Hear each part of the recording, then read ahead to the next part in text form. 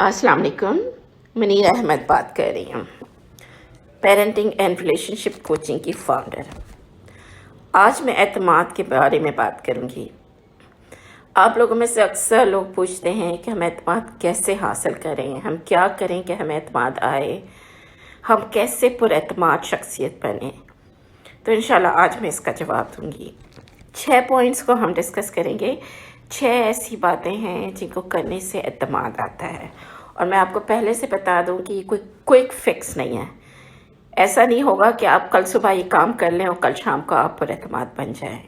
ان پہ مستقل کام کرنا ہے، اس پہ مستقل محنت کرنی ہے، کیونکہ یہ شخصیت کی تعمیر کا کام ہے، یہ شخصیت کے نکھار کا کام ہے. تو ہمیں اپنی شخصیت میں نکھار لانا ہے، ہمیں اپنی شخصیت کی تعمیر کرنی ہے.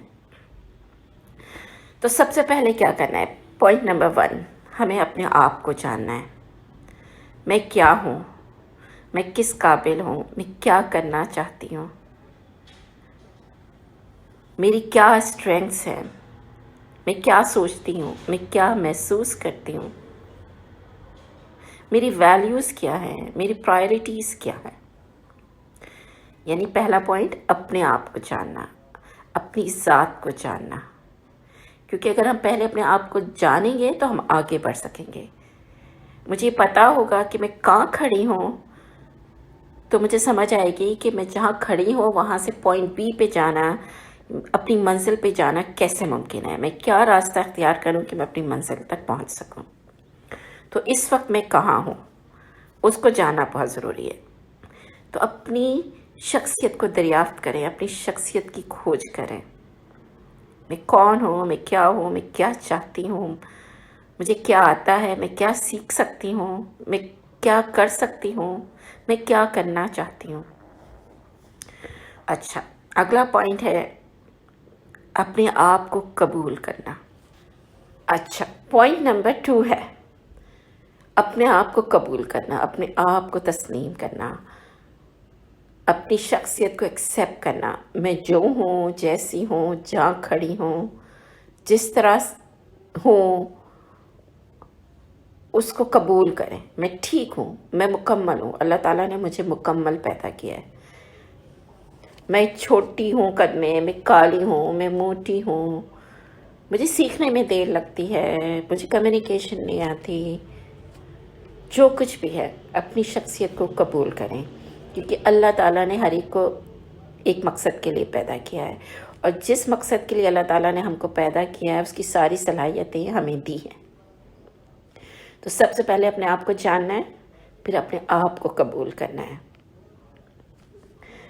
جب ہم اپنے آپ کو جانیں گے، اپنے آپ کو قبول کریں گے، تو پھر ہم آگے بڑھ سکیں گے، ہم اپنی شخصیت کی نشو و نما کر سکیں گے.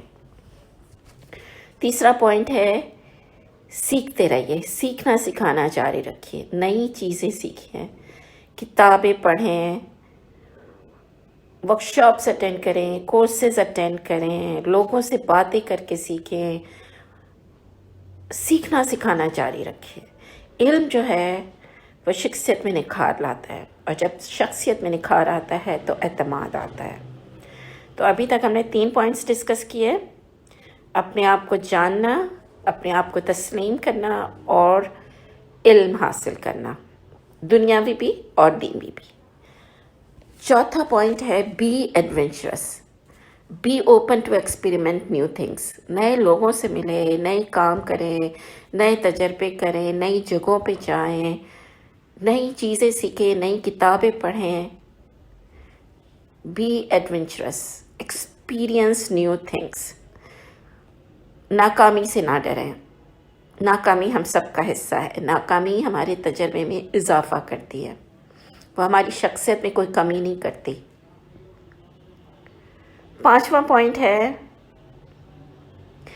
کہ ایسے لوگوں کے درمیان وقت گزاریں جو خود کانفیڈنٹ ہوں اور جو آپ کو کانفیڈنس دیتے ہوں، جو آپ کو سپورٹ کریں، جو آپ کی رہنمائی کریں، جو آپ کو مینٹور کریں. چھٹا پوائنٹ ہے اپنی زندگی کو پلان کریں، اپنے فیوچر کو پلان کریں. میں اپنی زندگی سے کیا چاہتی ہوں، میں اپنی लोगों को क्या देना चाहती हूँ, मैं माशरे को क्या देना चाहती हूँ, मैं अगली नस्लों के लिए क्या छोड़ के जाना चाहती हूँ, मेरी क्या लेगेसी होगी, लोग मुझे किस तरह से याद करेंगे। हम लोग क्या करते हैं, अमूमन हम चीज़ें रेंडमली कर रहे होते हैं, ऑटो पायलट पे कर रहे होते हैं, चलो ये कर लेती हूँ, चलो वो कर लेती हूँ। तजर्बे हमने करने हैं, एक्सपीरियंस करना है, एक्सपेरिमेंट्स भी करने हैं, लेकिन सोच समझ के करना है, बिला सोचे समझे नहीं करना है।